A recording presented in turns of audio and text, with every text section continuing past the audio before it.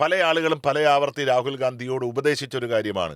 ഭൂരിപക്ഷ മത രാഷ്ട്രീയത്തെക്കുറിച്ച് സംസാരിക്കൂ, നിങ്ങൾക്ക് ബിജെപിക്ക് ഒരു അധികാരത്തിലേക്ക് ബദലാകും. വരാം, എന്നിട്ട് ബിജെപിക്ക് ബദലാവും. പക്ഷേ അവിടെയെല്ലാം രാഹുൽ ഗാന്ധി കാണിക്കുന്ന ഒരു ധീരത കേരളത്തിലെ മുസ്ലിം സമുദായം എടുത്തു കാട്ടി ലോകത്തിന്റെ മുമ്പിൽ അവതരിപ്പിക്കേണ്ട കാര്യമാണ്. അദ്ദേഹം ഭൂരിപക്ഷ വർഗീയതയെ എതിർത്തു എന്ന് മാത്രമല്ല, ന്യൂനപക്ഷങ്ങൾ അല്ലെങ്കിൽ അധസ്ഥിത വിഭാഗങ്ങൾ, ദളിതന്മാർ, OBC, EBC തുടങ്ങിയിട്ടുള്ള സകല വിഭാഗങ്ങളെയും ചേർത്ത് മുന്നോട്ടു പോകുന്ന ഒരു അമാനുഷിക ശക്തി വൈഭവമായി രാഹുൽ ഗാന്ധി മാറി.